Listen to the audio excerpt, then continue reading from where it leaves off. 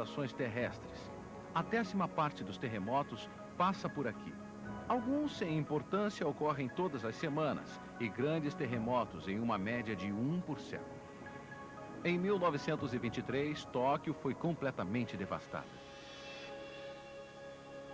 Por isso, não é de se estranhar que os japoneses temam e reverenciem o Monte Fuji, peça central da atividade sísmica da nação.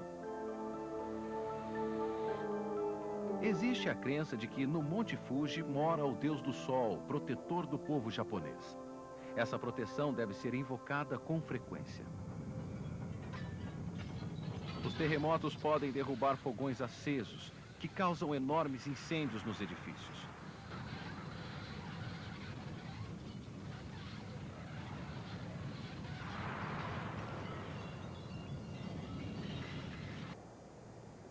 Na Califórnia, a maior parte dos prédios foi construída com mecanismos para absorver choques. Mas nada disso adianta para evitar os incêndios que acontecem durante um terremoto. A maior parte de nossos edifícios continua em perigo e, dessa forma, há também vidas em perigo. A melhor forma de se salvar vidas é prever o próximo terremoto, mas isso não é muito fácil. Uma antiga lenda japonesa diz que um gigantesco peixe-gato mora embaixo da terra e há um deus que o segura. Quando o peixe-gato escapa, a terra treme. Prever os próximos tremores de terra com total exatidão não é nada fácil, pelo menos por enquanto. Os observadores chineses têm uma dica. Antes de um terremoto, as tartarugas saem da água.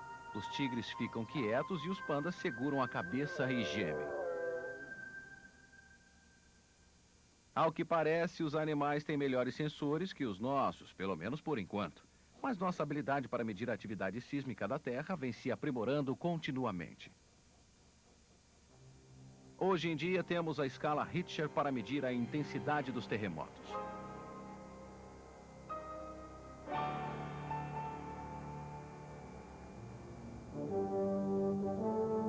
Depois da erupção do Monte Santa Helena, os cientistas acharam muitas coisas para medir. Uma cúpula de magma na cratera coincidia com o ciclo lunar, aumentando e encolhendo da mesma forma que as marés. Através do registro da atividade da cúpula, os cientistas conseguiram prever 17 erupções no Monte Santa Helena. Eles utilizaram raios laser para medir os movimentos mais ínfimos da Terra, uma técnica tão precisa que poderia ser comparada a de medir o tamanho de uma moeda dentro de um avião que estivesse passando.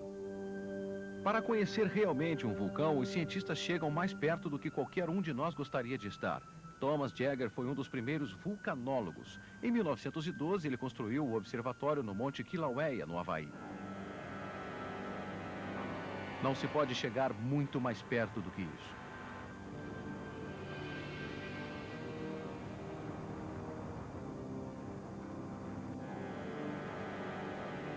Maurício e Katia Kraft estudaram mais de 200 vulcões, filmando erupções em todo o mundo.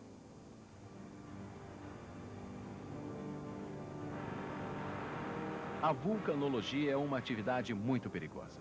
Os Krafts morreram na erupção de um dos vulcões que estudavam.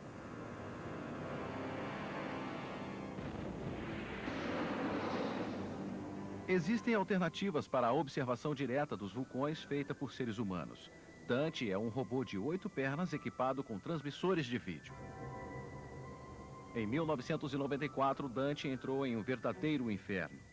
O Monte Spur, no Alasca, um vulcão ativo. A viagem durou 2 dias. O calor e os gases teriam matado qualquer observador humano. Mas não houve nenhum perigo. Dante enviou fotos para Anchorage, onde os pesquisadores da NASA estavam a salvo nos seus laboratórios. Na viagem de volta, Dante ficou completamente coberto, não de lava, e sim de pura e simples lama.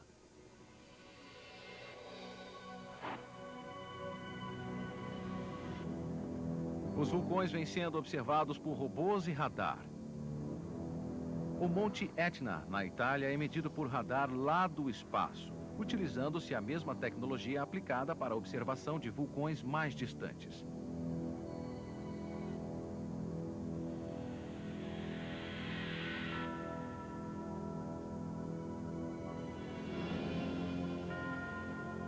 Isto é Marte. e um voo simulado a uma região do tamanho dos Estados Unidos com base em imagens verdadeiras.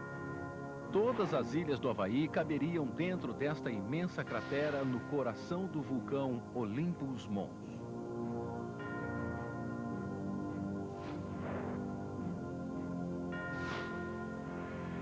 Vênus também tem uma fantástica paisagem vulcânica, cheia de cores. Segundo o mito, os planetas Marte, Vênus e Júpiter eram deuses. Vulcano era o deus do fogo. Depois de uma violenta discussão, Júpiter atirou Vulcano contra a Terra, de onde ele desencadeou sua fúria. Ele deu seu nome aos vulcões.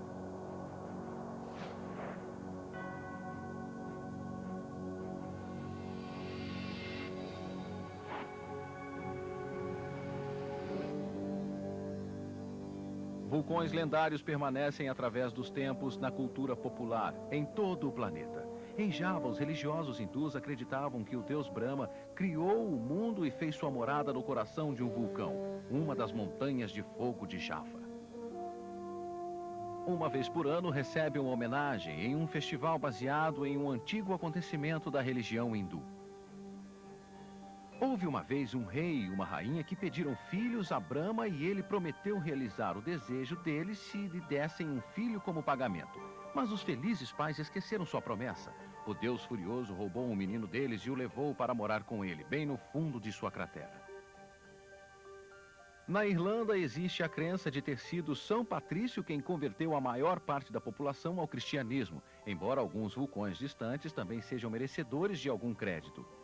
São Patrício morreu aproximadamente um século antes da nova religião ser aceita na Irlanda. Mas a conversão dos irlandeses coincidiu realmente com catástrofes que assolaram a região, perda de colheitas e fome generalizada, da mesma forma prevista pela Bíblia. A causa mais provável de tudo isso, erupções vulcânicas a muitos quilômetros de distância, provavelmente na Islândia. Enormes nuvens de cinzas encobriram o sol. Depois de tanto calor, o mundo tornou-se frio. Essa mudança foi registrada por silenciosos sobreviventes, as árvores. Quando as cinzas vulcânicas provocam o resfriamento, as árvores crescem pouco e os anéis de seus troncos são pequenos.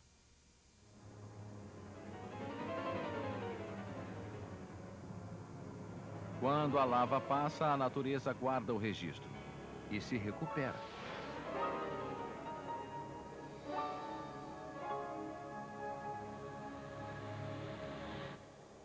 O Monte Santa Helena deu uma noção não apenas da força destruidora do planeta, mas também do seu poder de recuperação.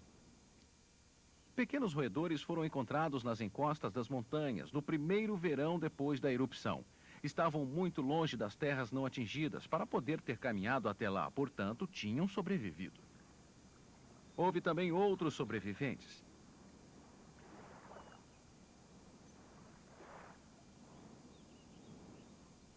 Algumas tartarugas emergiram de Spirit Lake. Suas tocas profundas e abrigadas conseguiram salvá-las da explosão. O trabalho dessas tartarugas trouxe para a superfície sementes e raízes enterradas que brotaram e cresceram. Os